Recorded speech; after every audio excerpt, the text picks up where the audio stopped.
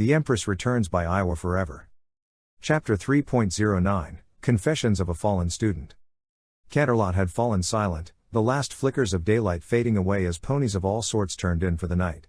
Around Canterlot Castle, the gold-armored Celestial Guard turned over their patrols to the Night Guard, unicorns and bat ponies watching in silent vigil over the dimly lit streets. The civilian population of Canterlot was all but gone, save for a few stragglers coming to and from various parties and gatherings, oblivious to anything beyond their own plans and desires.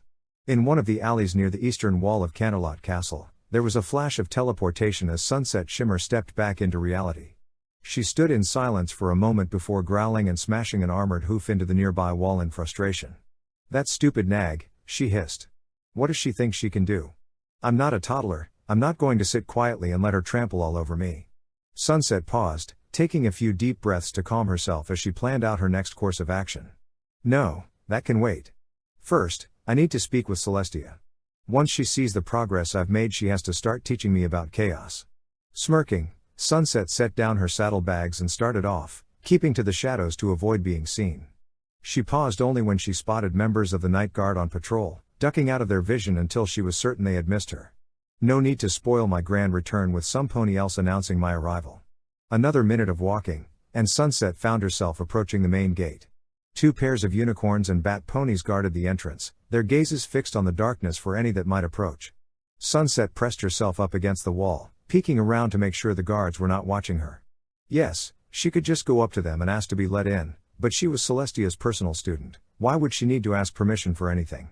Satisfied that she would be able to make a clean break, Sunset prepared to step towards the gate. Before she could move, the doors began to swing wide, Sunset ducking back into the shadows as she watched the newcomers.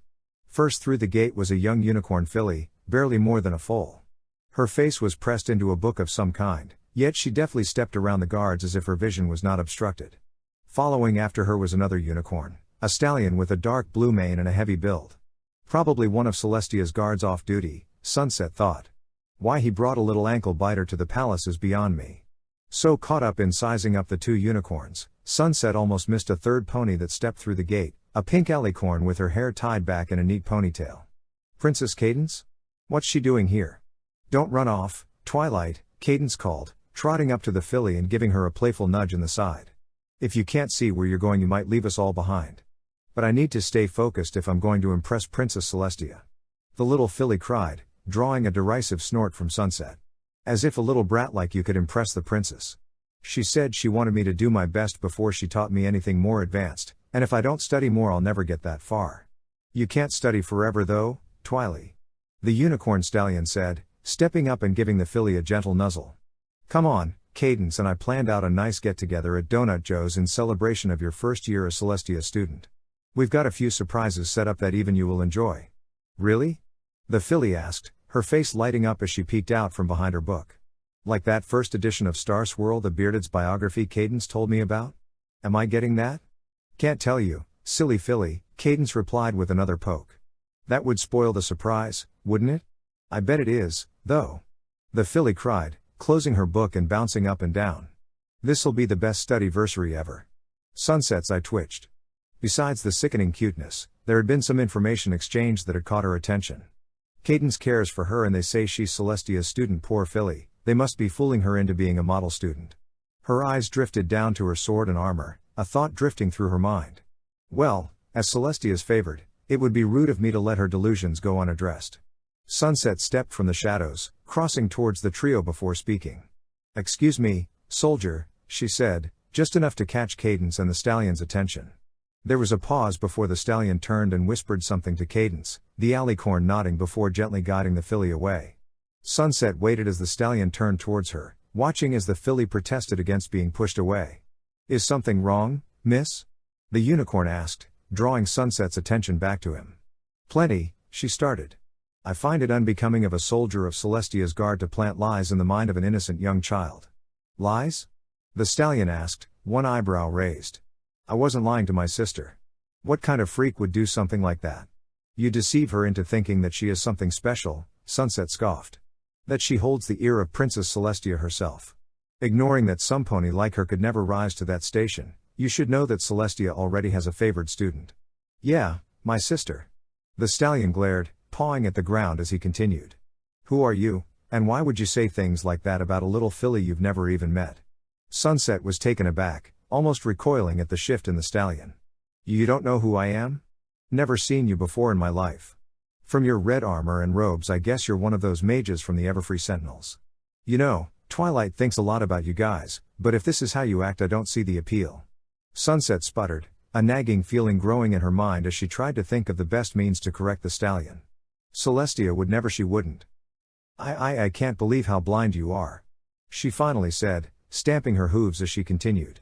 I am Sunset Shimmer, heir to the stave of Arcanus, loyal servant and personal student of Princess Celestia. How you couldn't recognize me is a miracle I cannot even begin to comprehend. I've never heard of you before in my life, and that doesn't change the fact that my sister Twilight is Celestia's personal student, and has been for about a year now. Sunset could feel her teeth grinding together as the stallion continued. So why don't you calm down and let us all lead our lives in peace? I'm sure Celestia still thinks highly of you, but there's no need to make this into a bigger deal than it is. How can you just dismiss me like that? Sunset snorted. She could feel her magic wrapping around the hilt of her sword, but what restraint she still had left held her back from striking the fool. I find it unbecoming to resort to violence, but if you will not accept reality and reason, I will be forced to beat some sense into you. That filly is not Celestia's student, regardless of whatever delusions you may be planting in her head, and I will not have you spreading such rumors to the wider populace. Excuse me, Sunset flicked her gaze back, spotting a small troop of night guard approaching. Great, now I have an audience. Sergeant Armor, is this mare bothering you? The leader asked. She's been trying to convince me she's Celestia's student and my sister isn't. Sergeant Armor replied, stepping back to allow the newcomers some room. I've got no idea what this mare's deal is. Do you think you can take it from here? I really need to catch up with Twilight and Cadence. You're not going anywhere, Sunset snapped, her horn flaring.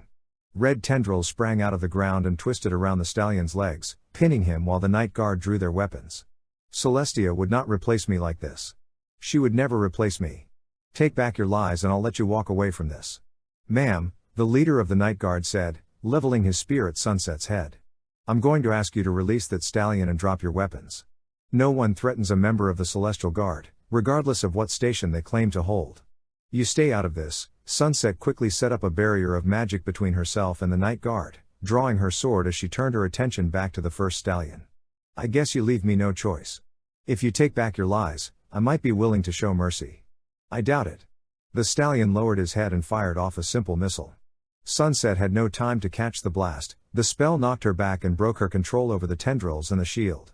She snarled and lunged forward, but the night guard stepped between her and the stallion, one smacking her in the face with the butt of his spear. Stand down, now. The leader said. You can consider yourself under arrest for breaching the peace and assaulting members of Celestia's guard. I told you to stay out of this, Sunset cried, releasing a blast of magic that knocked back the night guard. The stallion had drawn back to a defensive position, but that was not on Sunset's mind. The fools had attacked her, caused a ruckus of what should have been her triumphant return to Canterlot. I knew I should have just gone straight to Celestia. No matter, I can make up for lost time. Sunset galloped towards the main gate, keeping her sword down to reduce drag. The guards at the gate spotted her soon enough, wrapping the gate in a protective shield as they stepped up to block Sunset's charge. Halt! Get out of my way, Sunset cried, reaching out and grabbing the guards in her magic. A quick push forced them into the wall, just enough force to stun rather than kill. The rest of her magic she saved for a strike against the gate, a bright bolt sailing forward and smashing through the hastily erected shield spell with little difficulty. She sprinted past the stunned night guard, her head whipping around as she searched for the quickest way forward. The main gate is probably well guarded, she thought. Celestia might get the wrong idea if I force an entry. Anti-teleportation spells will be weakest around the gardens, so if I head in that direction. A sharp pain stabbed into Sunset's hip, the unicorn letting out a hiss as she looked back. One of the damned bat ponies had shot her, a crossbow bolt sticking from a loose seam in her armor. She reached out and snapped the bolt off, ignoring her blood as it dripped down the side of her armor. She deflected the next shot with another shield, but the culprit ducked out of sight before Sunset could retaliate. You dare strike Celestia's student, she bellowed, charging up more power as her enemies closed in around her. Know when you face your betters and stay down.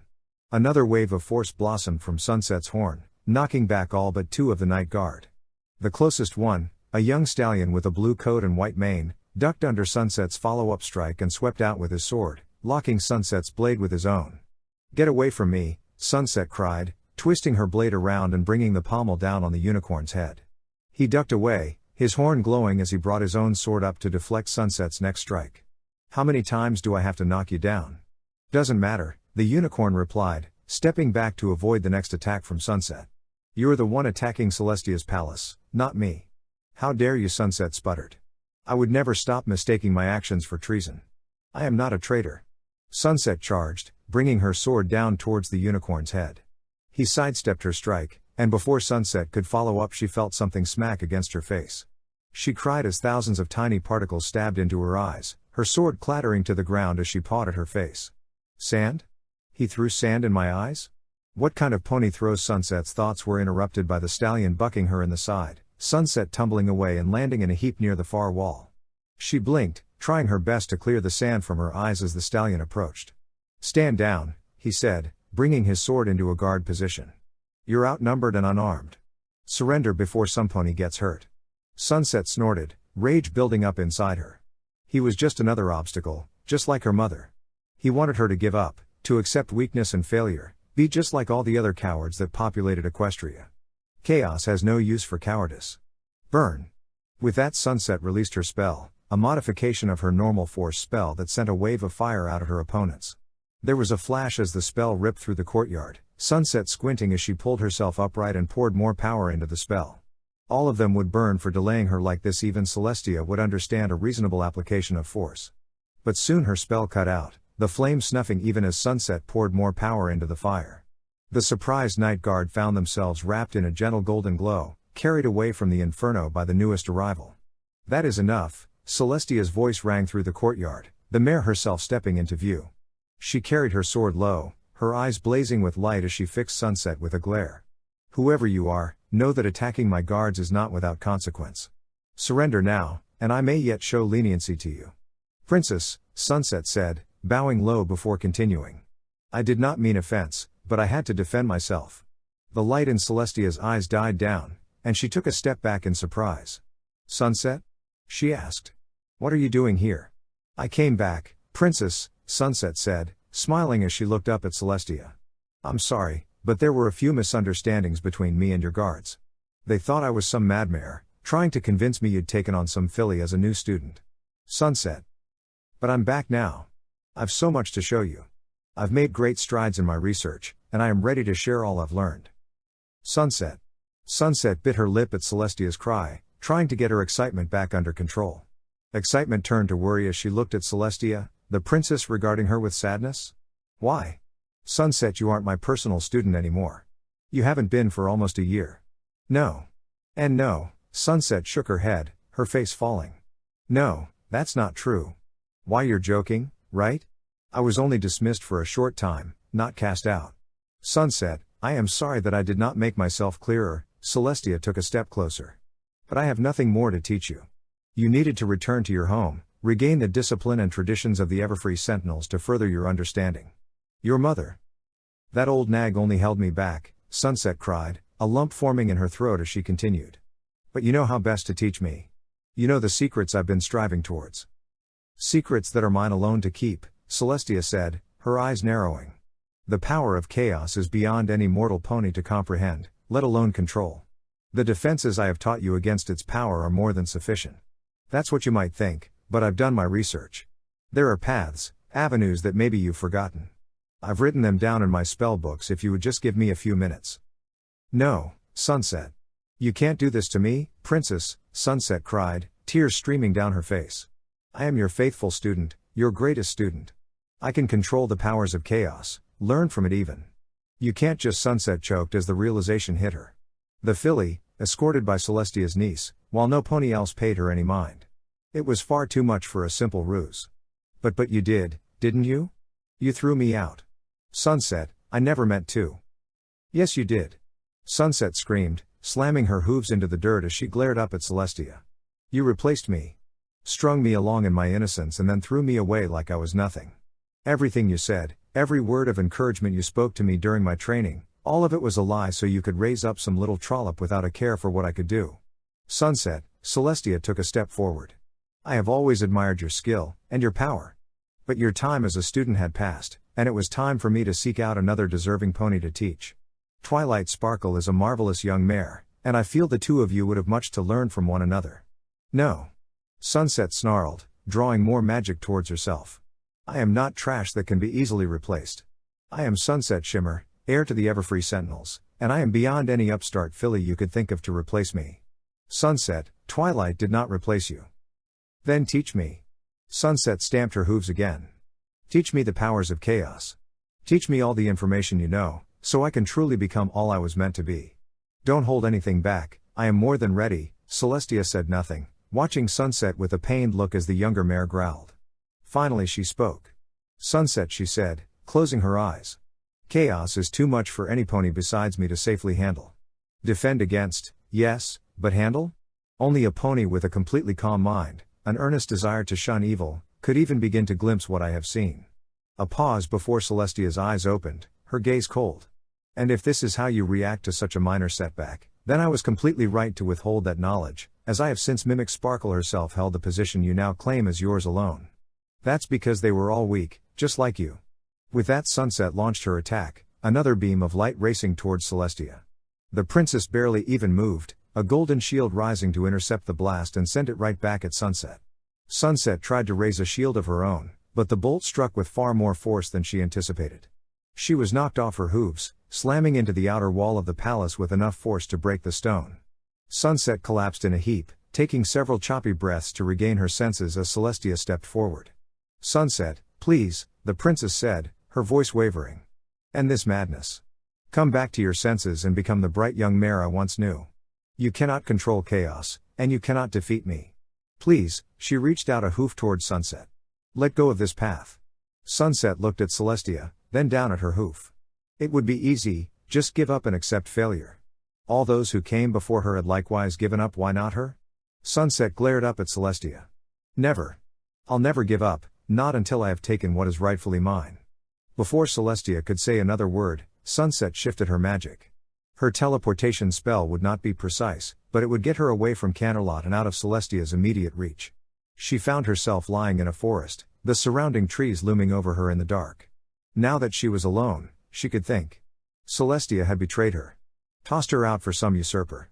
Attacking the usurper to take back her place would be the best course of action, but Celestia would protect Twilight Sparkle. Sunset would need more power. Sunset needed chaos. Fine, she said, pulling herself off the ground. If Celestia won't teach me the power of chaos, fine. Who needs her? I'll find some pony who will teach me, and all of Equestria shall know that I'm Celestia's favored student, not some brat of a Sparkle. Sunset stepped lightly into the outpost, watching as the other devotees of chaos went about their work. Buildings were ransacked before being burned, with anything the disciples of Erebus did not need being left inside. If there had been a struggle, the disciples had left little trace, only a few bits of metal that could have been broken weapons marking the ground around Sunset. She paid that no mind. She had done her duty, and her master would be pleased. Erebus was standing in the center of the outpost, dark energy swirling around him as he gazed into the warp. The sorcerer appeared to ignore Sunset, continuing his incantations as warp energy and wind tugged against his robes. Sunset stopped a distance away and knelt, keeping her head low so as to avoid making eye contact with Erebus. Not that he deserved such respect, Sunset mused. I can do better than this, but I'll play nice for now. Celestia could appreciate that, at least. Master, she said, once she was certain he knew of her presence. The raid has been a complete success, as you predicted. Has it? Erebus asked, his smooth voice sending a chill down Sunset's back. Then why is it that you chose to defy my orders? Sunset's breath caught, and she lifted her head ever so slightly to get a better look at the sorcerer of chaos. I do not understand, she started. I did everything you. No, you did not. Sunset had no chance to speak before something tightened around her neck, yanking her from the ground. Now Erebus turned to face her, glowing eyes narrowing behind his horn helmet. I witnessed your performance, Sunset, and I find it most disappointing. Hiding among the rabble when you should be striding forward, allowing the warp to be unleashed among your enemies. Sunset choked, trying to come up with an answer that would not upset Lord Erebus further. I did not wish for them to be slowed further, she gasped. My cloaking spells were more than sufficient to allow our forces to attack with little warning. Did I ask for you to just use your cloaking spell? Erebus asked, dragging Sunset closer to him. A pity, When you first came to me I sensed such potential in you, but I find you holding back. Are you really that weak? Sunset's struggle stopped, and she found herself returning Erebus' glare. I am not weak, she growled. I am not. There was a pause before Erebus' magic released, Sunset gasping again as she collapsed in the street. Fortunately, the sorcerer seemed content to give Sunset a moment to catch her breath. No, you are not weak, he mused, his horn glowing before a knobby staff appeared in his left hoof. But you are shackled. It is time we address that issue. Sunset pulled herself up as Erebus turned to leave, the young mare jogging to keep up with her master. All power demands sacrifice, Erebus said, his gaze forward as if a burning outpost were no more interesting than a picket fence. The disciples that did spot him and Sunset stepped back to allow him room, none of them saying anything lest they drew his wrath. When a predator kills its prey, the prey's life is sacrificed so that the predators might continue. Such is the nature of magic as well, to use it to its full potential, more than just base energy must be given to see it through. How can I achieve this, Master? Sunset asked. It sounded similar to the writings of the crystal tyrant Sombra, but Erebus was not one to settle for merely imitating those that had come before. And I will not either, if I am to prove myself to Equestria. What have I been teaching you in the years since you've entered my service? The weak remain to empower the strong. Erebus stopped walking, Sunset now seeing they were in an open field between the outpost's wall and the buildings. See here, I have given you a few subjects to practice on. Sunset raised an eyebrow at this before following Erebus' gaze. Gathered in the clearing, flanked by several lower-ranked disciples, was a collection of prisoners. Not prisoners, civilians. Most appeared to be earth ponies or pegasi, useless to Erebus outside of extorting help from other chaos worshippers. The prisoners shied away as best they could as Erebus swept his gaze over them, Sunset watching her master for any indication of his next move. Well? Erebus asked, looking to Sunset. What are you waiting for? These weaklings can do little against you. In truth, Sunset was stalling. Fighting in self-defense against misguided soldiers or her mother's lapdogs was one thing, but killing civilians I am not a traitor, Sunset thought. Equestria has turned its back on me, but I am not a traitor. Apologies, Master, I was merely trying to size up the task before me, nothing more. Hesitation is unbecoming a sorcerer of chaos, Erebus hissed, gliding behind Sunset. Draw upon the magic of these prisoners, and you will be that much closer to unlocking your potential. Sunset hesitated again, looking to the prisoners as she thought of what to do next. She took a tentative step forward, her horn lighting up as she reached out with her magic. The prisoners could not see the spell she cast, still huddling in fear for what Sunset would do to them. Fear. That was all she could find. Any spark or gleaning of magic she could siphon off was buried beneath wave after wave of fear. Sunset quickly shifted her magic, deflecting the wave away as she tried to recenter her soul. What are you doing? Erebus asked, his voice now harsh. They are afraid, Sunset explained. I cannot reach their magic if their fear is blocking my power. Just give me more time to Sunset did not have a chance to finish before Erebus' armored hoof collided with the back of her head, sending her sprawling. Poor, naive girl, he mused, watching as Sunset struggled to get back to her hooves. You allow yourself to be far too open to what your enemies feel. Do you think they feel the same about you? Do you intend to weep every time you strike down a loyalist on the battlefield? And no, Sunset found her footing again, but failed to get up before Erebus stepped forward and pinned her with a hoof to the back. You are weak, Sunset Shimmer, he continued, even as Sunset's hooves dug into the dirt. A true sorcerer of chaos is unfettered by the suffering and pain around them. You must not feel for anything, only the power of the warp as it courses through you. I am not weak. Yes, you are, Erebus released Sunset from the ground. I do not have any time for weaklings. I am not weak, Sunset shouted, planting her hooves as she drew her power forward. If you think I am some untrained foal playing pretend, I will remind you why Celestia chose me as her favored student. And yet you are here among traitors, unable to draw power from a single civilian. Erebus' eyes narrowed. Do not try to deny it, Sunset Shimmer. You are weak. I am not weak, Sunset bellowed, stomping her hooves before drawing in as much power as she could. Energy flowed through her, sparks dancing off the edges of her armor as she conjured up more and more power, her glare focused solely on the sorcerer before her. Erebus did not even flinch. If anything, he seemed amused. With a yell, Sunset released her magic, a bolt of light surging towards Erebus. The sorcerer did not even move, standing perfectly still as the spell crashed into him. Passed clean through him as his body shifted to mist, Erebus reforming shortly after Sunset's spell dissipated. Sunset snorted, drawing back and readying a shield in preparation for Erebus counterattack, but the old sorcerer still did not move.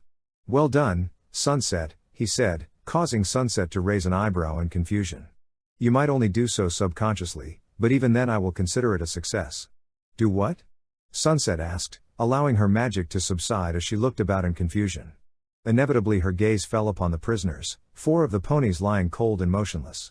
The others were struck by silent fear, watching Sunset as if expecting her to attack. Sunset reached out towards the fallen ponies, probing them to see what she had actually done. They were dead. Every last one of them. "In time, you will learn to master the technique, perhaps even be able to drain the life force of a unicorn." Erebus turned away. "But for now, I will let your previous infraction slide. Clean up this mess before we depart." "Yes, Master Erebus," Sunset said, her voice soft as she looked at what she had done. 4 ponies, 4 civilians, dead at her hooves. The power surge had been substantial, no doubt, but it was an accident, nothing more. She shook her head. "I did not mean to kill them. Celestia will understand." Sunset started pacing, keeping her head down to avoid looking the other prisoners in the eye. Erebus had tricked her, forced her to reach out further than she intended in a misguided effort to force her to learn. "No, Celestia did the same thing to me more times than I can remember. There are many sins I can turn against Erebus, but that is not one of them." And well, it was not a worthless lesson. Sunset stopped pacing, bringing her head up to survey the burning outpost. "But no, I can't turn my frustrations against civilians. They serve Celestia out of ignorance, not blind faith like soldiers. I can't just go about killing them whenever I need more power. But, perhaps there is a way I can do it safely, drain their power without killing them. That might just give me the edge over Erebus and Celestia." Sunset's worry began to abate, instead replaced by curiosity as she looked to the other prisoners. "Don't worry," Sunset said, allowing a small smile to cross her face. "I'll be sure to make this as painless as possible." The disciples of Erebus had been ambushed by the Everfree Sentinels, the red-armored legionaries sweeping out of the forest to strike the sorcerers and cultists. Dozens already lay dead, most struck down by blade and bolt while others had been torn asunder by the might of magic that both sides brought to bear.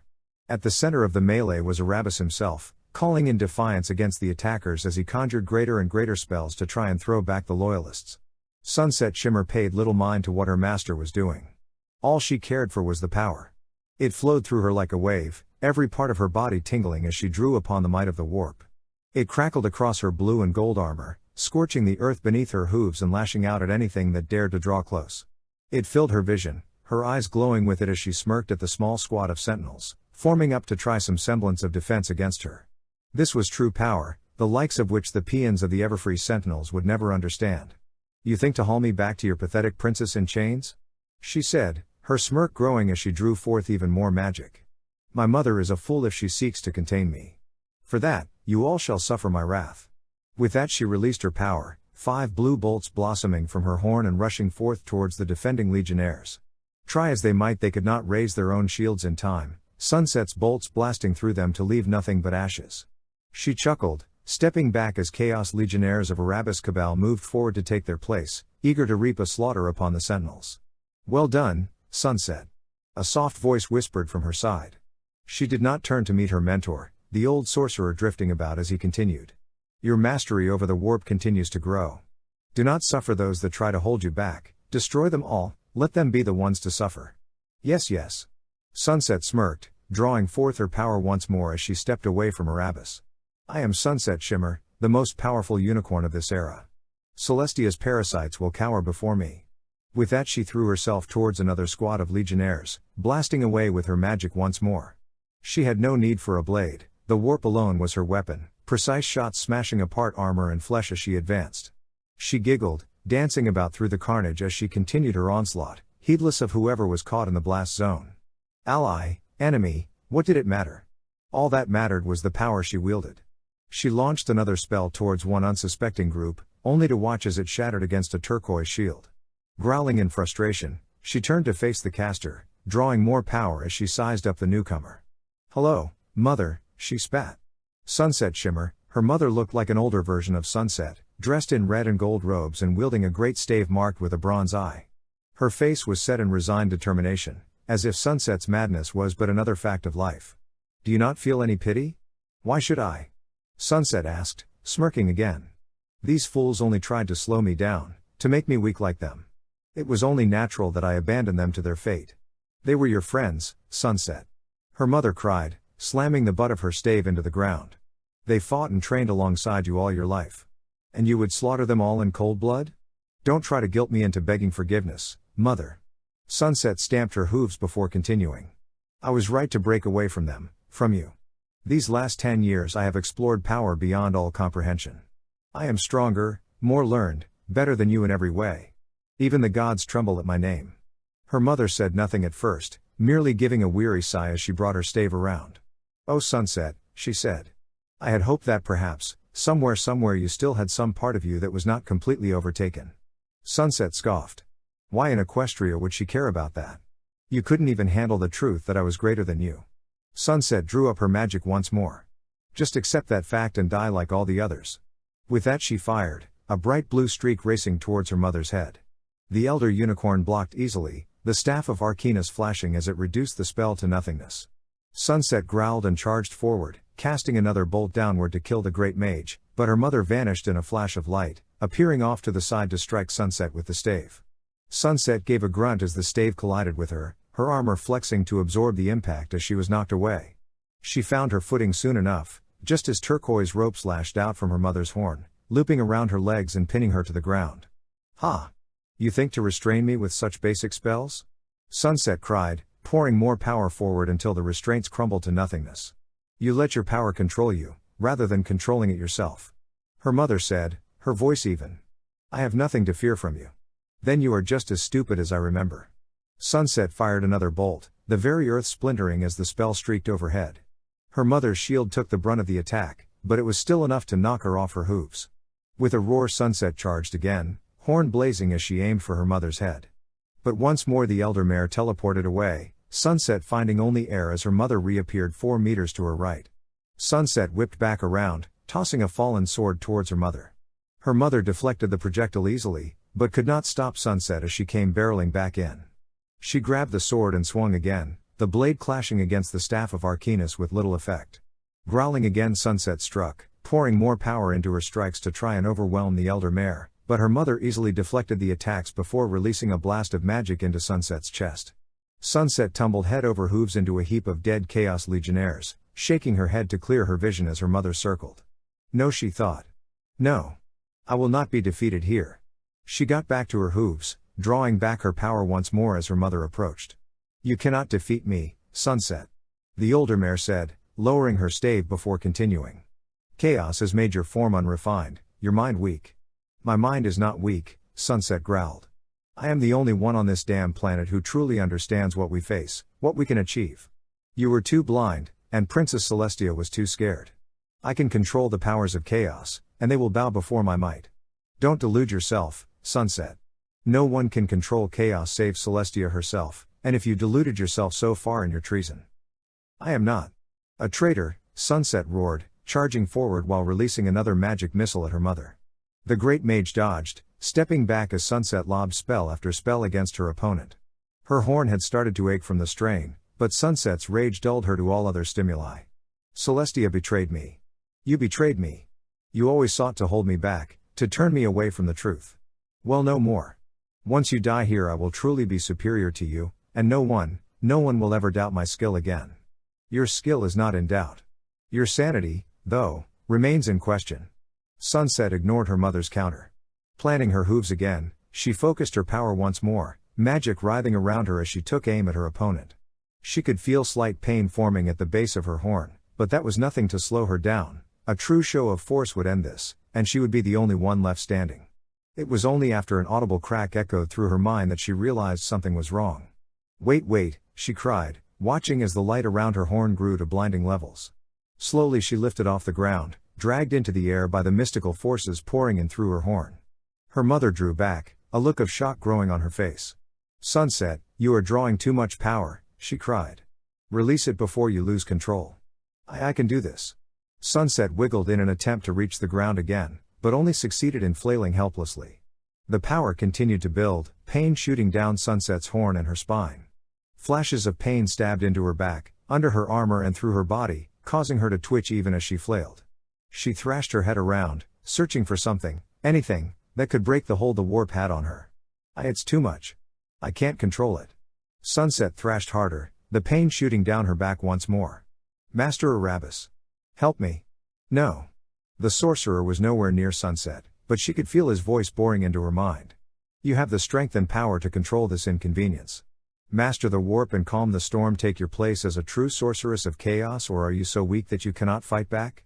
No, I am not weak, she said, trying to bring more of her willpower to the forefront.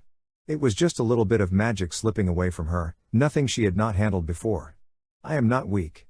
She channeled her will once more, focusing to try and bring the stream flowing through her under control.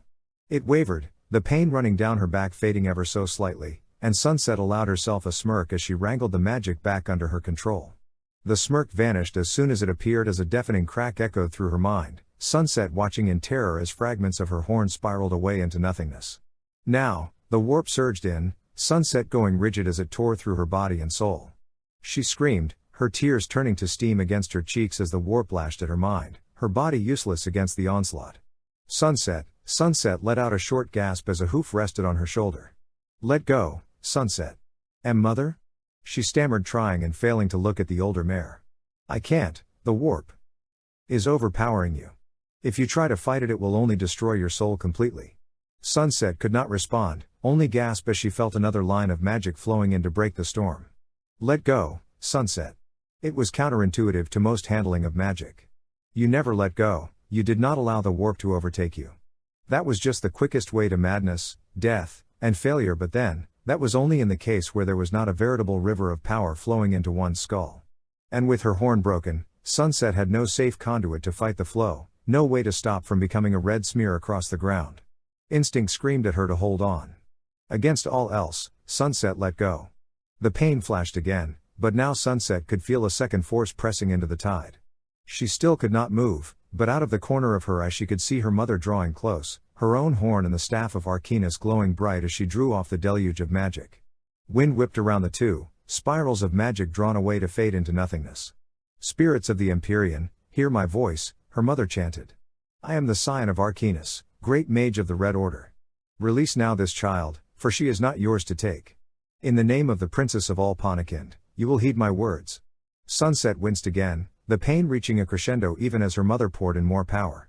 In her holy name, you will obey. I am the great mage of the Red Order, and you will obey. Hollow words. If Sunset could not control the warp, what chance did her mother have? But soon, the pressure lessened. The pain subsided, Sunset falling still as the power of the warp faded away.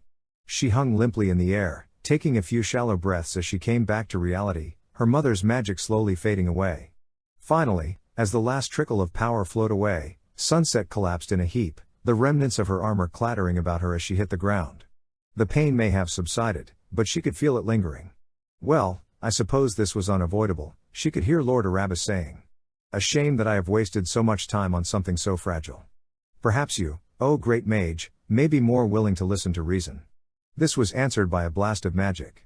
Sunset could not see her mother stepping away to face her one-time mentor, but she could feel rage radiating off the elder mare.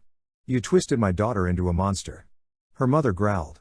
For that, I will rip what remains of your soul from your body. Their fight would be vicious, but Sunset could not focus on that, all she could think of was escape. She tried to get back to her hooves, but only succeeded in flopping about, spitting out dirt that had collected around her lips when she fell. Her mother would kill Erebus, easily. When she was finished with him, she would return to kill Sunset. Her back legs useless, she tried to pull herself through the carnage, feebly pushing against fallen warriors to try and clear her path. Every movement, every breath, all it brought was more pain, fresh tears forming on Sunset's eyes as she moved. She whimpered, pain stabbing down from the useless stump that had once been her horn, small sparks flickering away as the last of her magic left her. She had made it perhaps a meter before she felt a hoof touch her side. With another gasp she looked up, coughing as she saw her mother leaning over her, worry lining her face. Sunset.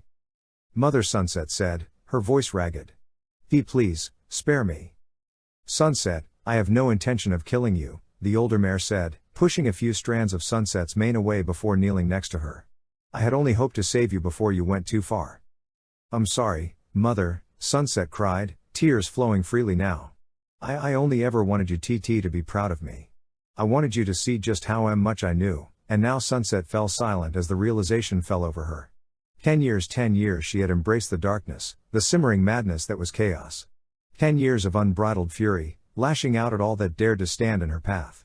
10 years of bloodshed, and for what? Oh Celestia, I am a traitor, she whispered, almost oblivious as her mother swept some of her tears away. I am a traitor. Shh, Sunset, her mother whispered, taking Sunset up in a hug. Do not think of that, not right now. Sunset gave a small gasp. Her breathing had become shallower, her body slowly numbing as she lay there. The pain was dying down again, but then. I'm dying, aren't I? She said. The warp has ravaged your soul, Sunset, her mother said, eyes welling with tears. That you survived this long is a miracle unto itself. I don't want to die. Sunset replied, trying and failing to shift about. I haven't. Chaos does not have a full claim to your soul, Sunset said, nothing as her mother wiped away more tears. There may yet be some time you will not be lost forever. Sunset tried to smile, but the notion was fleeting. She might not have been damned to be torn apart by demons, but her sins those she could not ignore. Not in what time she had left. Mama, she said, her strength finally failing her. I'm scared, Mama, I'm scared. Don't worry, her mother wept, pulling Sunset closer even as the younger unicorn drew her last breaths. Everything will be all right, sweetie, everything will be all right. What is it that you desire, young soul? You want another chance, something that few among us have ever achieved? Why should you above all others be given this chance? You forget, I too sought redemption, and it was my actions that saved the Empress and your kind as well. You think this one can match your achievements? Are you so arrogant to place one plea of redemption above all others? You do not see her for what she is, what she can do. Perhaps you might achieve it merely in jest. Just you amuse me. Both of you. The path of redemption is paved with blades, it will be interesting to see where you find yourself, and whether you are cut along the way. Sunset gasped, her head snapping up as she gulped down air. She blinked, her eyes doing her best to adjust to the darkness around her.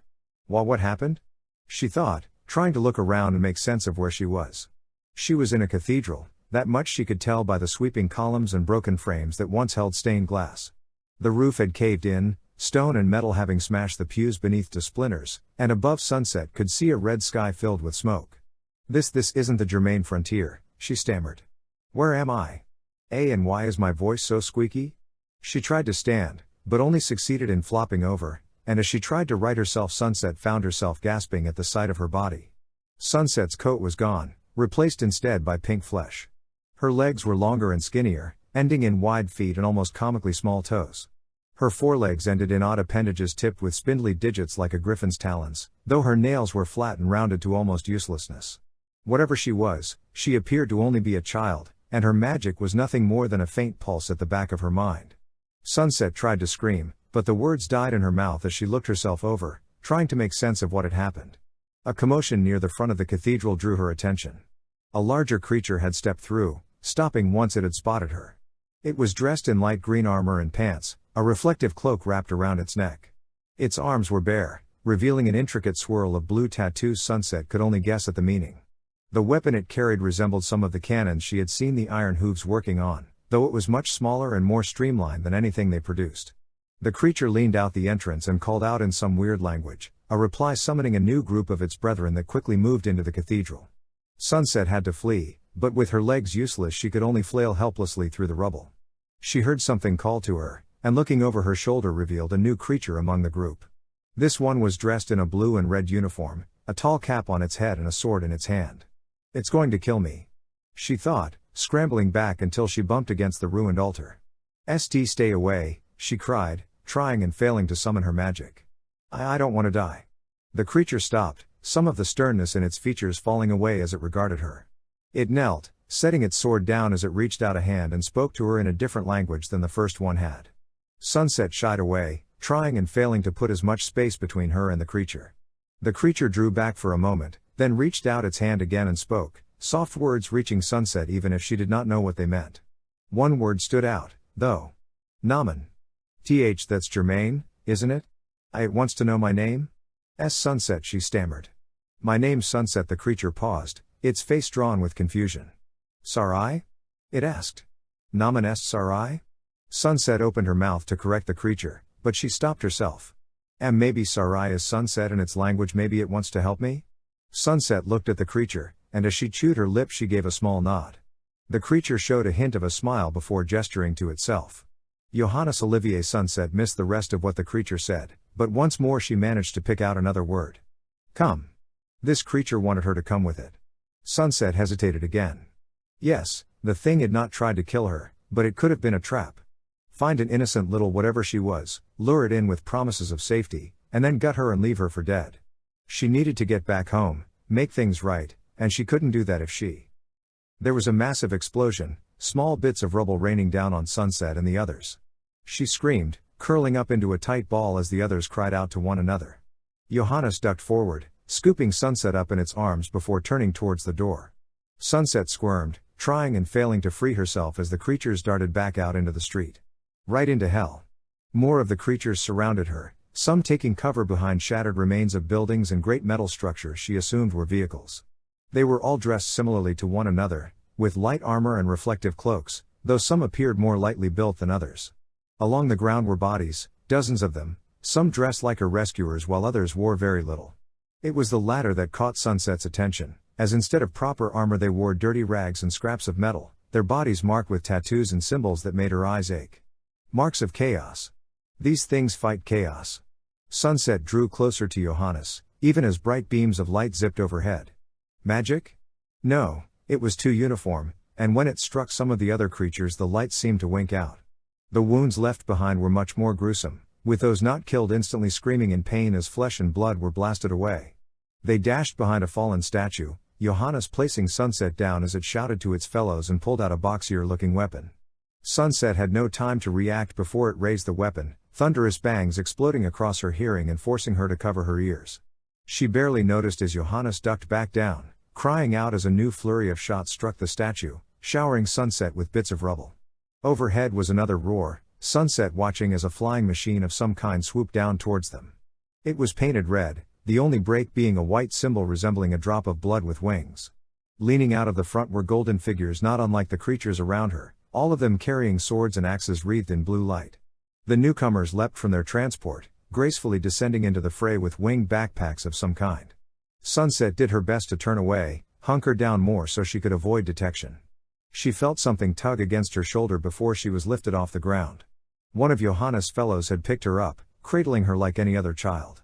Johannes barked something to the others, the creatures nodding before taking off at full sprint away from the fight, the one holding Sunset propping her head up to avoid jostling her too much. From here, she could see a wave of chaos worshippers charging towards the others, a particularly large specimen leaping over the statue to strike at Johannes with a rusty axe.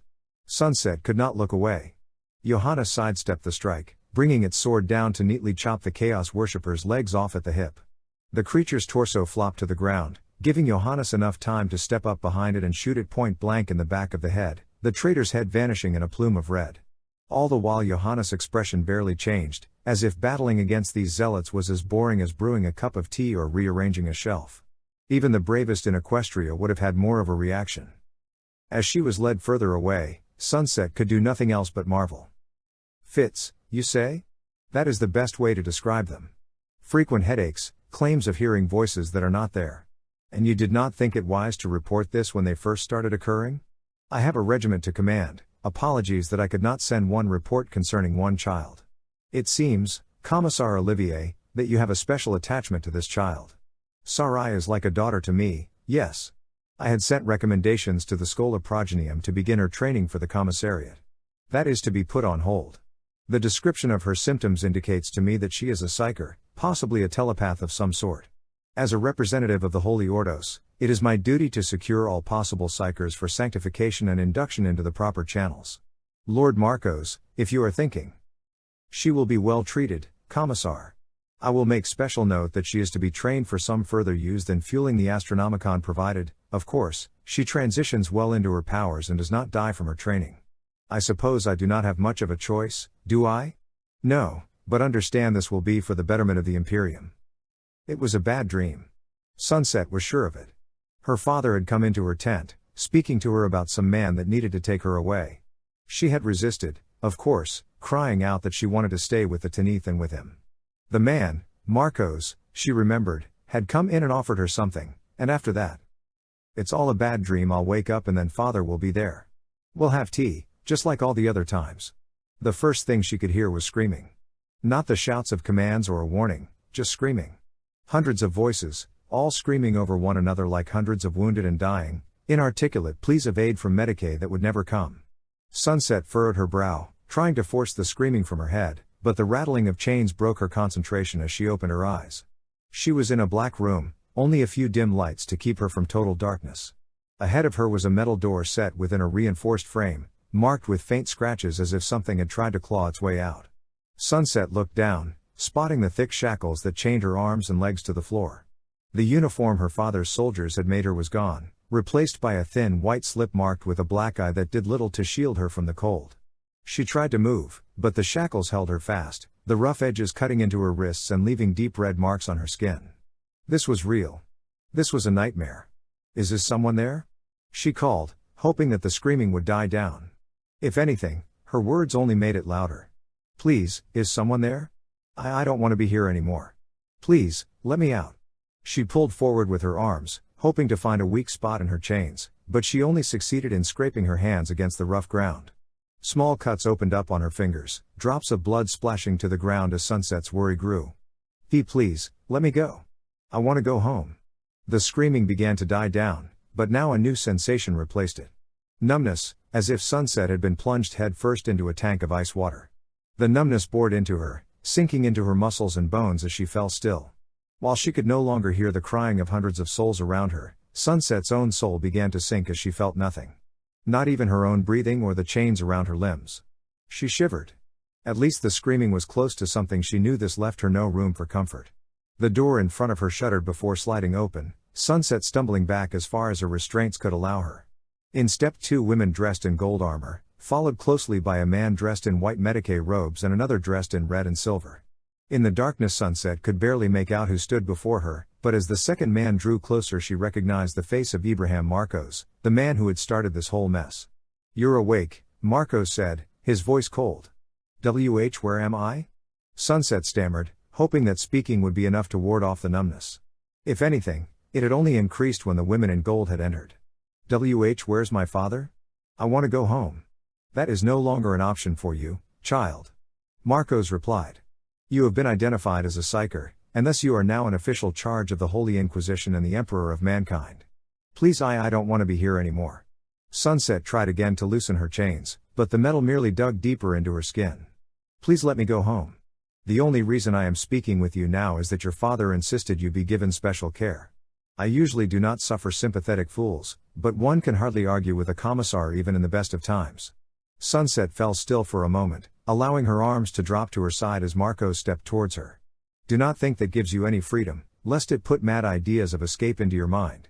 The Sisters of Silence are quite skilled at their tasks, and even if you are not slain where you stand I doubt you could command a whole black ship to lead you somewhere we will not find you. Sunset wanted to say something, but the words died in her mouth. She wanted to shiver beneath Inquisitor Marco's gaze, but the crushing numbness prevented her from even speaking. Finally the Inquisitor turned to the others. I leave her in your hands now. Be warned, she has shown hints of telepathy. Even with the sisters I do not wish to hear of anything unsightly leaking from this journey. As you command, Lord Inquisitor, the Medicaid said, bowing as Marcos turned to leave. Some of her courage renewed, Sunset tried once more to free herself. Wait, she cried, thought Marcos made no indication he had even heard her. Wait. I don't want to stay here. Let me go back to my father. I won't have any more fits again, I promise. The door slammed shut, leaving Sunset alone with the Medicaid and the Sisters of Silence. The Medicaid nodded, the two sisters stepping to positions behind Sunset. The numbness grew with every step they took closer to her, such that Sunset began to feel her arms and legs falling limp.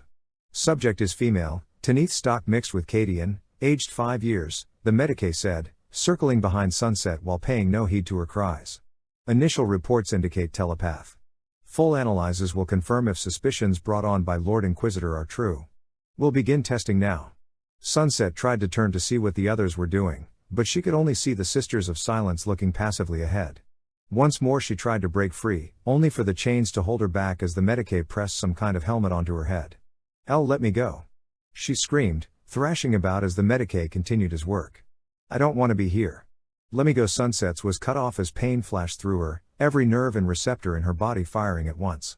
She screamed, arching her back in one last attempt to break free, the chains digging into her wrists so deep they began to bleed. Still the pain persisted, her thrashing sending jolts of it stabbing down into her limbs. The crushing numbness slipped in between the jolts, but never long enough to break her mind free of the pain. Finally, Sunset was released. She toppled forward, panting heavily as the numbness returned. A river of tears flowed down her face, splashing to the ground and mixing with the droplets of blood left from her cut wrists. She tried to say something, but nothing came out except a few choked sobs. Initial inferences are accurate, the medic said, Sunset still sobbing even as the man drifted around to bind her wounds. Subject shows heightened brain activity indicative of teleempathic functions. Marking as beta plus level psycher will need further evaluations to determine if the subject should be reclassified as alpha level. For now, I will ensure complete isolation so teleempathic powers do not cause unnecessary interference before sanctification. Sunset sniffled, trying and failing to block the memory from her mind. She heard footsteps, the medic and the Sisters of Silence leaving her no doubt, but she barely made notice of that. Her gaze remained focused on the ground, her tears continuing to pool even as her sobs died down. Is this why I'm here? She thought. I didn't mean to. No, I did mean to. I betrayed Celestia, killed countless ponies, tried to murder my mother. This is my punishment. This is what I deserve. No, this is what Sunset Shimmer deserves. I am not Sunset Shimmer. Sunset Shimmer died a traitor's death, and now she is suffering for that. Even as the screams began to draw back in, Sarai could find a moment's peace. Sarai looked over to where Twilight was seated, watching as the young woman made sense of what she had just said. When she felt she had been silent long enough, Sarai continued. There's not much more to say after that. I was brought into the Schola for training, primarily as an interrogator before I was released to the service of a certain Lord Inquisitor. Not that Twilight has heard of any real traitors like him. I took over his station following his death, and when the Empress asked me to come look for you I could not refuse. And now here we are. Sunset Twilight started, looking up at the older woman. I had no idea. Don't call me Sunset, Sarai said, shaking her head as she turned away from Twilight. Sunset Shimmer died a traitor's death on Equestria. I am Sarai now, and with any luck I will atone for my sins and die an anonymous death somewhere in the Imperium. Twilight's jaw tightened, and Sarai chose to press onward rather than give the girl a chance to speak. The Empress entrusted me to find you and bring you to safety. Ultramar is the most secure region of space in the Imperium these days, so you will be protected until such a time as she returns. And what will you do? Twilight asked. My duty is to pursue and destroy the great enemy wherever it rises up against the Imperium. I intend to see that through once you are secured. So what? You're just going to drop us off, send a message to the Empress as to where we are, and then just leave? If my options are that and risk facing Celestia again, I will go with the most practical choice. Sarai rose, turning away from Twilight. Now that you know everything, I suggest you return to your quarters and rest. Sunset, I'm not going to leave you out here by yourself stewing in your guilt. Twilight countered, standing and crossing to Sarai. You want to atone for what you did in Equestria, but you can't do that by just hiding away from everything and pretending like it didn't happen. I'm not ignoring my sins, Sarai snapped, turning to face Twilight. I am just choosing to approach them from a more meaningful angle. And what? Dying alone and probably having your soul eaten is more meaningful than just going to Celestia and asking for her forgiveness? Sarai scoffed at this and turned away. And here I thought you were Celestia's greatest student, she grumbled. What? Am I a toddler who knocked their milk onto the floor? I can't just go to the Supreme Master of Man and Ponykind and say I'm sorry I spent 10 years betraying everything you stand for and trying to murder my mother. Are we good now? If Celestia sees all you've done and how you're making amends, I'm sure she'll. You don't know Celestia like I do, Twilight, Sarai rounded on Twilight. The only punishment for tampering with the powers of chaos is death. Celestia may look the part of the kind and wise mentor, and perhaps she is, but she is still the Empress of mankind. If she allows a sinner like me, a traitor like me, to stand in her light once more, she shook her head. She wouldn't. After all I've done. You really think Celestia has no room for forgiveness? Twilight cried, her frustration building. Sunset. I told you not to call me that. Sunset, Celestia is not the Emperor everyone here thinks she is. The Emperor was a harsh man who you would have just caused to fear, but Celestia forgave Luna for all she did as Nightmare Moon. She has replaced cruelty with kindness, and you've seen for yourself how Equestria has changed from when it was first founded. Why do you think after all that she would not wish to make amends with you? Damn it, Sparkle, I did not spend 7 years searching for any sign of your survival to be lectured like a child, Sarai cried, her hands tightening as she glared at the younger woman. Twilight stepped back, but not from the outburst. Sarai had glimpsed enough into the other girl's mind to know she was not cowed by such things anymore. Shock and confusion bled from Twilight, the girl shaking her head slowly. What do you mean? She asked, her voice soft. We've only been gone a few months. I kept track. Sarai's gaze softened, her anger subsiding. You really don't know? Twilight shook her head, her worry rising. Sarai fought the urge to bite her tongue, perhaps say something to allay the girl's fear and send her on her way. No need to add another sin to my conscience. You might want to sit down for this, Twilight. 7 years, Matthias, Twilight cried, finishing her current lap of her room before turning back to the Inquisitor. We were lost in the warp for 7 years. It's not uncommon, Matthias offered, his voice weak.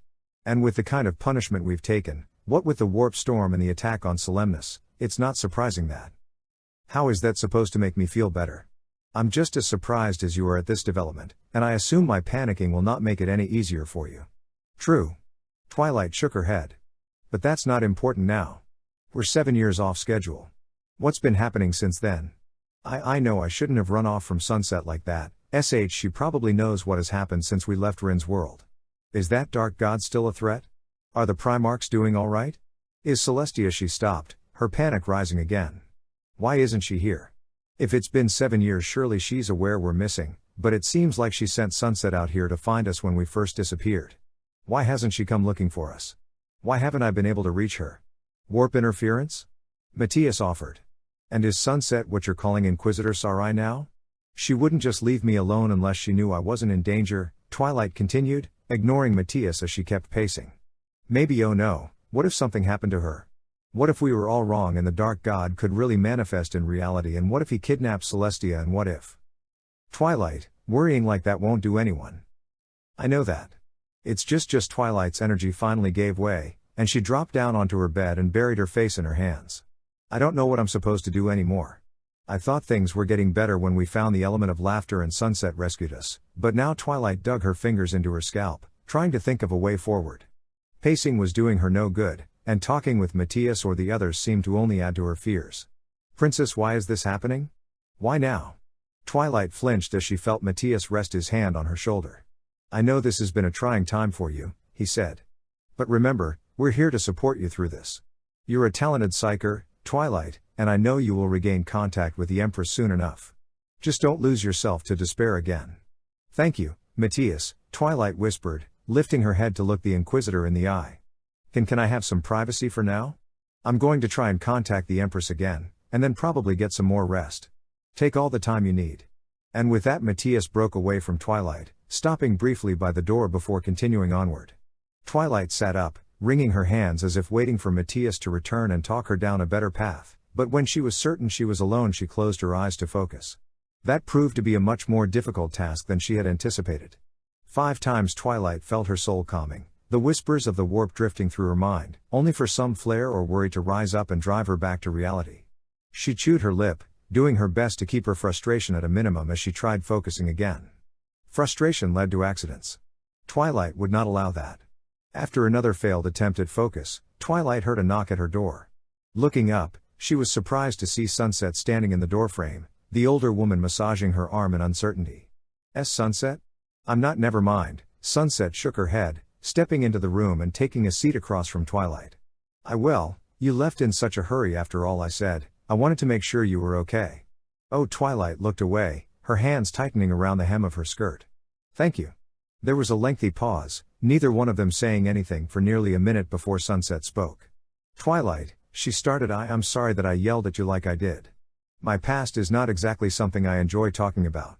For what it's worth, I didn't mean to pry too deep, Twilight replied, looking back to Sunset before continuing. I guess this whole mess kind of brought out the worst in both of us. I suppose so. Another pause, Sunset reaching up to brush a lock of hair from her eyes. You're trying to contact Celestia, aren't you?